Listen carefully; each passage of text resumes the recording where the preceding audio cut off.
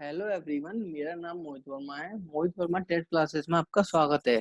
आज मैं सीडीपी के टॉप 30 क्वेश्चन प्रीवियस पेपर के लेकर आया हूं।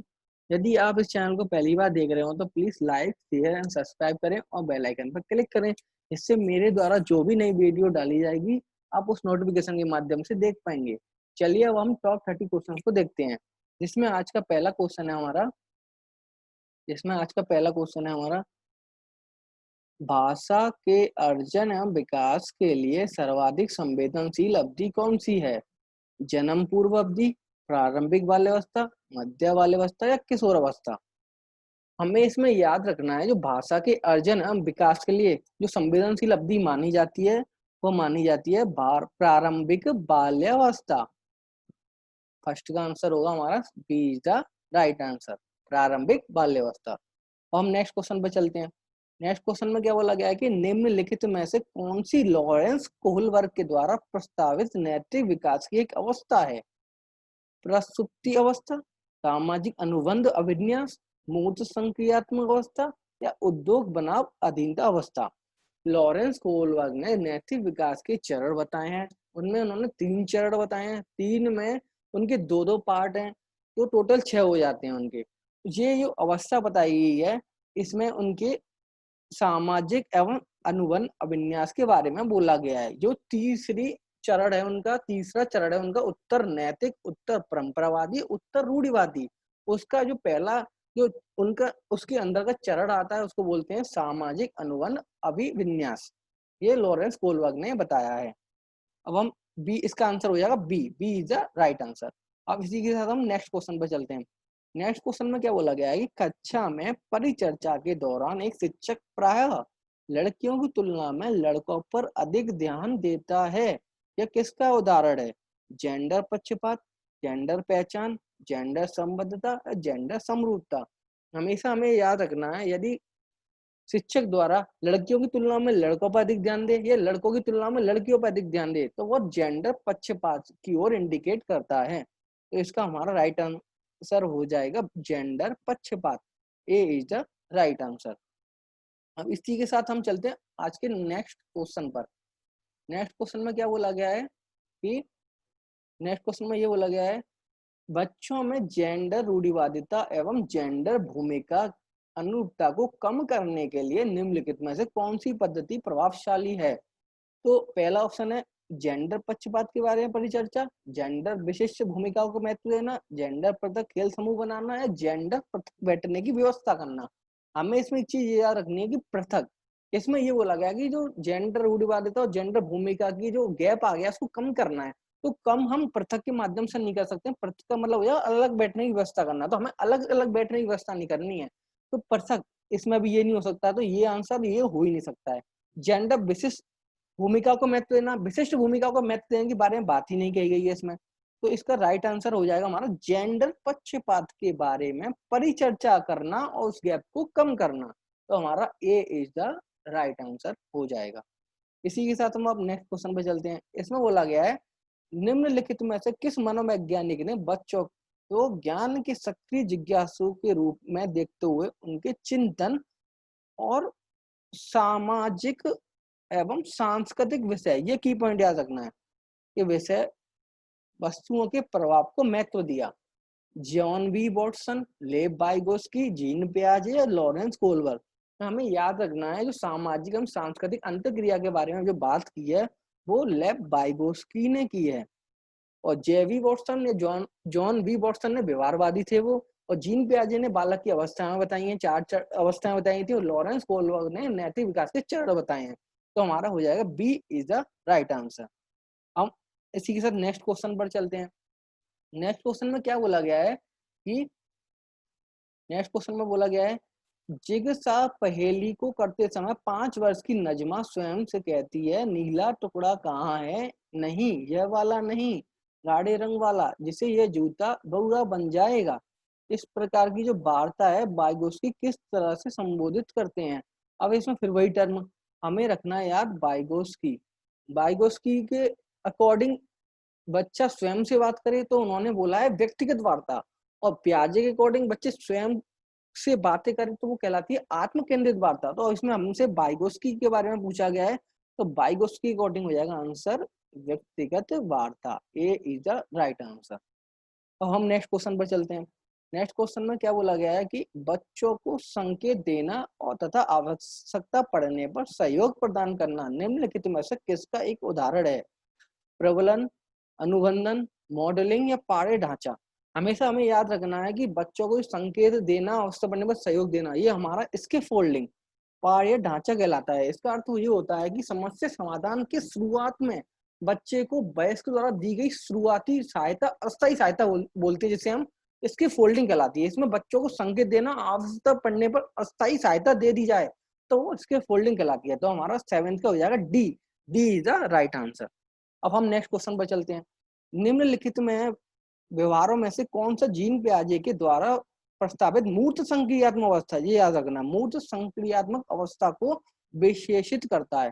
पहला ऑप्शन दिया है परिकल्पित निगमनात्मक तर्क या साध्यात्मक विचार या संरक्षण कच्चा समावेशन, आस्थगित आस्थगित अनुकरण या पदार्थ स्थायित्व या प्रतीकात्मक खेल या विचारों की अनुक्रमणीयता। तो इसमें हमें याद रखना है, इसमें जो ब्याजे के अकॉर्डिंग मूल संख्यात्मक अवस्था में संरक्षण कच्चा समावेशन के बारे में बोला गया है, जिसमें इसका अर्थ होता है कि इसमें संरक्षण का मतलब होता है कि मूल आकृति से थोड़ा सा भी बदलाव होने पर बालक मूल आकृति को भूल जाता है, यही संरक्षण के बारे में बोला गया है। तो इसका आंसर हो जाएगा हमारा B. B is the right answer. अब हम इसी के साथ नेक्स्ट क्वेश्चन पर चलते हैं। नेक्स्ट क्वेश्चन में बोला गया है, नेक्स्ट क्वेश्चन में ये बोला गया कि बच्चों के संज्ञानात्मक विकास के संदर्भ में निम्नलिखित कौन सी ब्याजे की संरचना है? स्कीमा, अवलोकन, अधिगम, अनुबंधन या प्रबलन। तो जो प्याजे ने बोला है, प्याजे ने इसमें स्कीमा के बारे में बोला है। स्कीमा का अर्थ होता है कि बच्चे की संरचनाओं का वह भंडार गृह जहां वो अपनी लाखों सूचनाएं क्रमबद्ध एवं व्यवस्थित ढंग से रखते हैं, वो कहलाता है स्कीमा। तो ए इज द राइट आंसर। अब नेक्स्ट पर चलते हैं। इसी के साथ हम आकलन का प्राथमिक उद्देश्य क्या होना चाहिए? आकलन का प्राथमिक उद्देश्य हमारा क्या होना चाहिए? तो पहला ऑप्शन दिया है विद्यार्थियों के लिए श्रेणी निश्चित करना, संबंधित अवधारणाओं के बारे में बच्चों को स्पष्टता एवं भ्रांतियों को समझना, विद्यार्थियों के प्राप्तांकों के आधार पर उनको नामांकित करना, रिपोर्ट कार्ड में उत्तीर्ण अनुत्तीर्ण अंकित करना। तो इसमें हमें याद रखना है कि जो प्राथमिक आकलन का प्राथमिक उद्देश्य होता है वो हमारा होता है संबंधित अवधारणाओं के बारे में बच्चों की स्पष्टता तथा भ्रांतियों को समझना। विद्यार्थियों की श्रेणी को निश्चित करना ये हमारा नहीं होगा, आकलन का यही उद्देश्य नहीं होता है। सिर्फ विद्यार्थियों प्राप्तांकों के आधार पर नामांकित करना ये नहीं होता है उद्देश्य हमारा। सिर्फ रिपोर्ट कार्ड को में उत्तीर्ण अनुत्तीर्ण अंकित करना ये उद्देश्य नहीं होता आकलन का। आकलन का उद्देश्य होता है कि संबंधित अवधारणाओं के बारे में बच्चों की स्पष्टता और भ्रांतियों को समझना। तो 10th का हो जाएगा B is the right answer. अब इसी के साथ हम नेक्स्ट क्वेश्चन पर चलते हैं। नेक्स्ट क्वेश्चन में क्या बोला गया है? नेक्स्ट क्वेश्चन में बोला गया है हमारा कि निम्नलिखित में से कथनों में से कौन सी बुद्धि के बारे में सही है? बुद्धि एक निश्चित योग्यता है जो जन्म के समय ही निर्धारित होती है। बुद्धि को मानकीकृत परीक्षणों के प्रयोग से सटीक रूप से मापा एवं निर्धारित किया जा सकता है। बुद्धि एक एकात्मक कारक तथा एक एकाकी विशेषक है। बुद्धि बहुआयामी है तथा जटिल योग्यता का समूह है। तो हमें ये याद रखना है, जो बुद्धि के बारे में एक सही परिभाषा है वो यह बोली गई है कि बुद्धि बहुआयामी तथा जटिल योग्यता को समूह है। तो हमारा आंसर हो जाएगा 11th का 4 D. D is the right answer. अब इसी के साथ नेक्स्ट पर चलते हैं हम। नेक्स्ट में बोला गया है रूही हमेशा समस्या के एकाधिक समाधानों के बारे में सोचती है। इनमें से काफी समाधान मौलिक होते हैं। रूही किन गुणों का प्रदर्शन कर रही है? हमें ये याद रखना है इसमें कि एकाधिक समस्याओं के बारे में सोचिए। एक से अधिक इसमें बोला गया एक से अधिक समस्याओं के जो समाधान के बारे में सोचती है। पहला ऑप्शन आता है सृजनात्मक विचारक, जिसको बोलते हैं हम अपसारी, अभिसारिक विचारक, अनम्य विचारक या आत्म केंद्रित विचारक। हमें ये याद रखना है, इसमें हमारा जो राइट आंसर हो जाएगा वो हो जाएगा हमारा सृजनात्मक विचारक, जिसको बोलते हैं अपसारी। जिसका अर्थ होता है जिसका अर्थ होता है शुरुआत एक बिंदु से करके कई बिंदुओं तक पहुंचना अवसारी कहलाता है। और अवसारी क्या होता है? शुरुआत कई बिंदुओं से करके एक ही बिंदु तक पहुंचना, वो अभिसारी कहलाता है। तो B A is the right answer, 12th का हो जाएगा A is the right answer. अब हम इसी के साथ नेक्स्ट क्वेश्चन पे चलते हैं। नेक्स्ट क्वेश्चन में क्या बोला गया? नेक्स्ट क्वेश्चन में ये बोला गया है कि शिक्षण अधिगम प्रक्रिया में वंचित समूह से संबंधित विद्यार्थियों के द्वारा सहभागिता कम होने की स्थिति में एक शिक्षक को क्या करना चाहिए?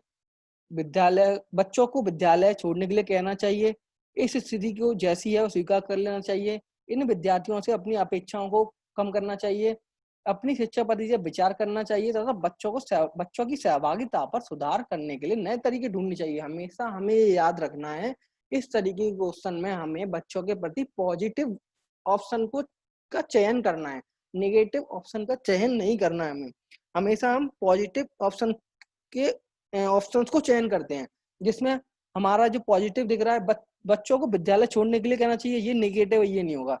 इस स्थिति को जैसी है स्वीकार कर लेना चाहिए, नहीं ऐसा ये नहीं होगा। इन विद्यार्थियों से अपनी अपेक्षाओं को कम करने के लिए कहना चाहिए, नहीं, ये नेगेटिव है तीनों सेंटेंस।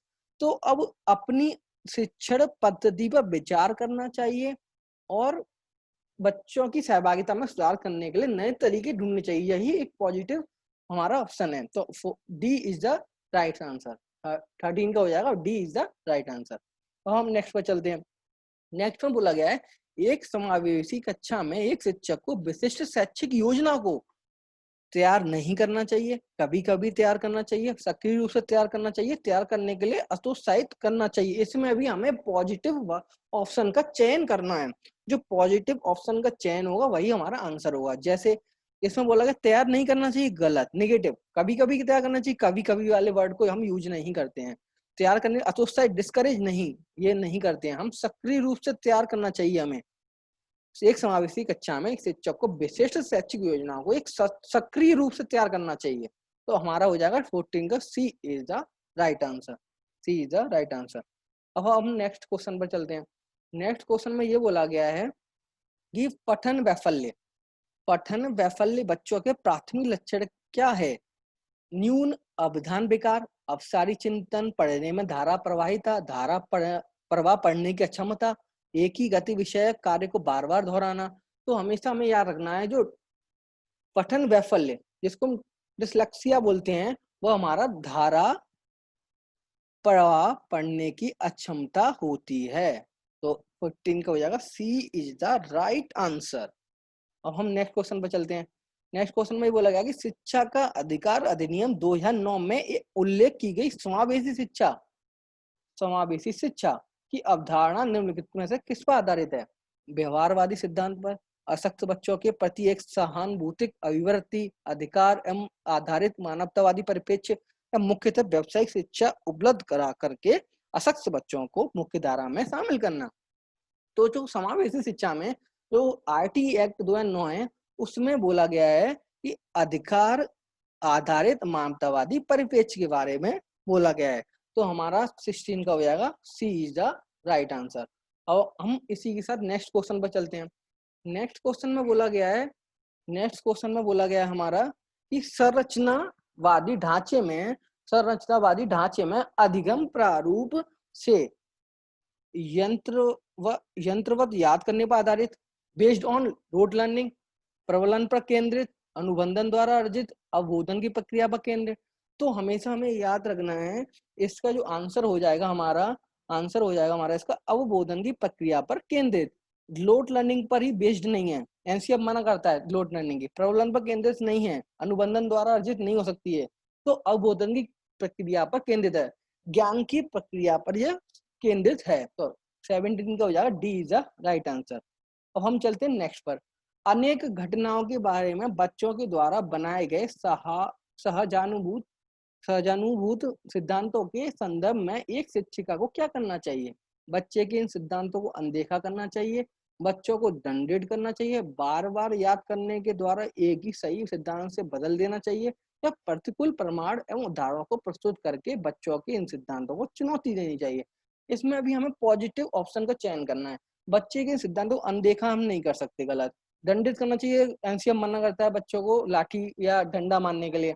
बार बार याद करने के लिए लोड लर्निंग, मतलब इसी चीज को बार बार बच्चा याद करेगा तो वो उसे उबाऊ महसूस करेगा। तो इसका राइट आंसर हो जाएगा प्रतिकूल प्रमाण एवं उदाहरणों को प्रस्तुत करके बच्चों के इन सिद्धांतों को चुनौती देनी चाहिए। तो 18 का हो जाएगा हमारा D is the right answer. अब इसी के साथ हम नेक्स्ट क्वेश्चन पर चलते हैं। नेक्स्ट क्वेश्चन में क्या बोला गया है? नेक्स्ट क्वेश्चन में बोला गया है कि छात्र केंद्रित शिक्षा शास्त्र की क्या विशेषता है? केवल पाठ्य पुस्तकों पर निर्भर होना, बच्चों के अनुभवों को प्रमुखता देना, यंत्रवत याद करना, या योग्यता के आधार पर विद्यार्थियों को नामांकित करना या वर्गीकरण करना। तो इसमें भी हमें पॉजिटिव वर्ड का चयन करना है। केवल एक हमारा निगेटिव सेंटेंस है, वर्ड है, निगेटिव वर्ड है, तो इसको हम नहीं, आंसर ये नहीं हो सकता है। बच्चों के अनुभवों को प्रमुखता देना ये हो सकता है हमारा। यंत्रवत रोट लर्निंग पर बल एनसीएम मना करता है। योग्यता के आधार पर विद्यार्थी को नामांकित करना तथा वर्गीकृत करना नहीं, हम योग्यता के आधार पर नहीं कर सकते हैं। तो इसका राइट आंसर हो जाएगा हमारा बच्चों के अनुभव को पहले प्रेफरेंस देंगे, हम प्रमुखता देंगे। तो हमारा हो जाएगा 19 का B is the right answer. अब हम नेक्स्ट क्वेश्चन पर चलते हैं। संवेग एवं संज्ञान एक दूसरे के हैं, पूर्णतः अलग हैं, स्वतंत्र हैं, सन्निहित हैं, संबंधित नहीं है। तो हमेशा हमें याद रखना है जो संज्ञान एवं संवेग एवं संज्ञान एक दूसरे से जुड़े हुए हैं, सन्निहित हैं, इंटर्न वुमेन विद, मतलब सन्निहित का मतलब एक दूसरे से जुड़े हुए हैं। तो हमारा 20 का जाएगा सी इज द राइट आंसर। अब हम नेक्स्ट क्वेश्चन पर चलते हैं। नेक्स्ट क्वेश्चन में क्या बोला गया है? नेक्स्ट क्वेश्चन में बोला गया है हमारा कि संरचनावादी के सिद्धांतों के अनुसार अधिगम के बारे में निम्नलिखित कथनों में से कौन सा सही है? अधिगम पुनरुत्पादन एवं स्मरण करने की प्रक्रिया, अधिगम यंत्रवत याद करने की प्रक्रिया, अधिगम आवर्ती संबंध के द्वारा व्यवहारों का अनुबंधन, या अधिगम सक्रिय विनियोजन के द्वारा ज्ञान की संरचना की प्रक्रिया। तो जो संरचनावादी सिद्धांतों के अनुसार जो अधिगम के बारे में बोला गया है, सही सही बात बोली गई है, वो बोली गई है कि अधिगम सक्रिय होना चाहिए, अधिगम सक्रिय विनियोजन के द्वारा ज्ञान की संरचना की प्रोसेस होनी चाहिए। तो हमारा इस 21 का आंसर हो जाएगा डी। लोड लर्निंग नहीं होगा, ये हो नहीं सकता। आवर्तियों को दोहराकर बार बार, ये नहीं हो सकता। स्मरण एन की प्रक्रिया सिर्फ स्मरण या पुनरुत्पादन की प्रक्रिया नहीं है, तो ये नहीं हो सकता। तो हमारा 21 का हो जाएगा D is the right answer. तो अब हम नेक्स्ट पर चलते हैं। नेक्स्ट में क्या बोला गया है कि विद्यार्थियों को स्पष्ट उदाहरण एवं गैर उदाहरण देने का क्या परिणाम है? अवधारणात्मक परिवर्तनों को प्रोत्साहित करने के लिए यह प्रभावशाली तरीका है। यह विद्यार्थियों के दिमाग में भ्रांतियां उत्पन्न करता है, यह अवधारणाओं की समझ में अभाव पैदा करता है, या यह अवधारणात्मक समझ के बजाय कार्य विधिक प्रक्रियात्मक ज्ञान पर ध्यान केंद्रित करता है। तो इसका जो राइट आंसर होगा, हमारा राइट आंसर हो जाएगा कि अवधारणात्मक परिवर्तनों को प्रोत्साहित करने के लिए एक प्रभावशाली तरीका होता है। तो हमारा ए इज द राइट आंसर। तो ए इज द राइट आंसर हो जाएगा हमारा। इसी के साथ हम नेक्स्ट पर चलते हैं। नेक्स्ट में क्या बोला गया है? नेक्स्ट में बोला गया है कि नेक्स्ट में ये बोला गया है कि बच्चों को अधिगम गतिविधियों में भागीदारी करने के लिए लगातार पुरस्कार देना और दंड का प्रयोग करने से क्या प्रभाव पड़ता है? बाहरी अभिप्रेरणा कम होती है, आंतरिक अभिप्रेरणा बढ़ती है, यह बच्चों को प्रदर्शन आधारित लक्ष्यों के बजाय निपुणता पर ध्यान देने के लिए प्रोत्साहित करेगा, या अधिगम में बच्चों की स्वाभाविक अभिरुचि का जिज्ञासा कम हो जाती है। हम लगातार पुरस्कार और दंड देंगे तो बच्चों में इसमें ये हो जाता है कि बच्चों में अधिगम में बच्चों की स्वाभाविकता की अभिरुचि जिज्ञासा कम हो जाती है। हम लगातार पुरस्कार देंगे, दंड देंगे तो बच्चा की अभिरुचि और जिज्ञासा कम हो जाती है सीखने के लिए। तो D is the right answer. अब हम नेक्स्ट पर चलते हैं। नेक्स्ट में बोला गया है कि निम्नलिखित में से कौन सी प्रथाएं सार्थक अधिगम को बढ़ावा देती हैं? शारीरिक दंड, सहयोगात्मक अधिगम पर्यावरण, सतत एवं समग्र मूल्यांकन, या निरंतर मूल्यांकन, तुलनात्मक मूल्यांकन। तो याद रखना है जो सार्थक जो प्रथाएं सार्थक अधिगम को बढ़ावा देती हैं वो देती हैं हमारी सहयोगात्मक अधिगम पर्यावरण और सतत एवं समग्र मूल्यांकन। तो हमारा हो जाएगा second D B, second and third, B is the right answer. सहयोगात्मक अधिगम पर्यावरण एवं सतत एवं समग्र मूल्यांकन। तो 24 को हो जाएगा हमारा बी, सेकंड एंड थर्ड। अब हम इसी के साथ नेक्स्ट पे चलते हैं। नेक्स्ट में क्या बोला गया है कि शिक्षकों, इसमें बोला गया शिक्षक बच्चों की जटिल अवधारणाओं की समझ को किस प्रकार सहज कर सकते हैं? इसमें पहला ऑप्शन दिया है व्याख्यान देकर, प्रतियोगितात्मक अवसरों की व्यवस्था करके, बार बार यांत्रिक अभ्यास के द्वारा, या अन्वेषण एवं परिचर्चा के अवसर उपलब्ध करके। तो हमें इतना ये याद रखना है कि इसमें कि जो शिक्षक बच्चों की जटिल अवधारणाओं की समझ को है वो अन्वेषण और परिचर्चा के मतलब बच्चों को खोजने के अवसर दे, करके सीखने के अवसर दे और परिचर्चा के अवसर उपलब्ध कराए, तो बच्चा अवधारणाओं को समझ सकता है। तो अन्वेषण एवं परिचर्चा के लिए अवसर उपलब्ध करा के, यांत्रिक अभ्यास बार बार हम बच्चे को वही अभ्यास कराते रहेंगे तो बच्चा उबाऊ महसूस करेगा, तो ये नहीं हो सकता। प्रतियोगिता मतलब बच्चों को हम कंपटीशन के माध्यम से अवसर नहीं दे सकते, ये गलत नेगेटिव वर्ड है। एक व्याख्यान देकर बच्चा उबाऊ महसूस करेगा, ये भी नहीं हो सकता, तो ये भी गलत ऑप्शन है। तो हमारा D option is the right answer. इसी के साथ अब हम नेक्स्ट पे चलते हैं। एक प्राथमिक विद्यालय की अध्यापिका बच्चों को एक प्रभावशाली समस्या समाधानकर्ता बनने के लिए किस प्रकार से प्रोत्साहित कर सकती है? प्रत्येक छोटे कार्य के लिए भौतिक पुरस्कार देकर, केवल प्रक्रियात्मक ज्ञान पर बल महत्व देकर, या गलत उत्तरों को अस्वीकार करके एवं दंडित कर कर बच्चों को सहजानुभूत अनुमान लगाने के लिए प्रोत्साहित करके और उसी पर आधारित विचार मंथन करके। हमें अभी इस वाले उन ऑप्शनों में से पॉजिटिव ऑप्शन का चयन करना है। तो पॉजिटिव ऑप्शन का चयन कैसे करेंगे हम कि प्रत्येक छोटे कार्य के लिए भौतिक पुरस्कार, हर कार्य के लिए भौतिक पुरस्कार देना ही एनसीएफ मना करता है। केवल वर्ड निगेटिव है, ये हो नहीं सकता है। गलत उत्तरों का स्वीकार करके ये नहीं होगा हमारा। तो हमारा राइट आंसर हो जाएगा बच्चों को सहजानुभूत अनुमान लगाने के लिए करेज करना, मतलब एनकरेज करना और उसी पर उन्हें विचार मंथन करने के लिए उस पर आधारित विचार मंथन करना। तो हमारा हो जाएगा डी, 26 का D is the right answer. इसी के साथ अब हम नेक्स्ट पर चलते हैं। नेक्स्ट क्या बोला गया है? नेक्स्ट में बोला गया है कि निम्नलिखित अवधि में से किसमें शारीरिक वृद्धि एवं विकास तीव्र गति से घटित होता है? शैशवावस्था एवं प्रारंभिक बाल्यावस्था एवं मध्य बाल्यावस्था एवं किशोरावस्था एवं वयस्कता। तो हमें ये याद रखना, फैक्ट वाला क्वेश्चन है कि इसका जो राइट आंसर है शैशवावस्था एवं प्रारंभिक बाल्यावस्था होती है, जिसमें शारीरिक वृद्धि विकास तीव्र गति से घटित होता है। तो ए इज द राइट आंसर। अब नेक्स्ट पे चलते हैं। नेक्स्ट में बोला गया कि निम्नलिखित में कौन सा विकास का सिद्धांत नहीं है? हमें नहीं बताना है कि तो नहीं में विकास जीवन पर्यंत होता है, हाँ होता है। विकास परिवर्त्य होता है, हाँ होता है। मॉडिफिएबल होता है। विकास आनुवंशिकता एवं पर्यावरण दोनों के द्वारा प्रभावित होता है। विकास सार्वभौमिक एवं सांस्कृतिक संदर्भ इसे प्रभावित नहीं करते हैं। ये ऑप्शन हमारा गलत बोल रहा है कि सांस्कृतिक इसे प्रभावित करती है। तो हमारा जो आंसर हो जाएगा डी, विकास सार्वभौमिक तो है पर सांस्कृतिक संदर्भ से प्रभावित होता है, इसलिए बोल रहा कि नहीं करते हैं। तो इसका राइट आंसर हो जाएगा डी।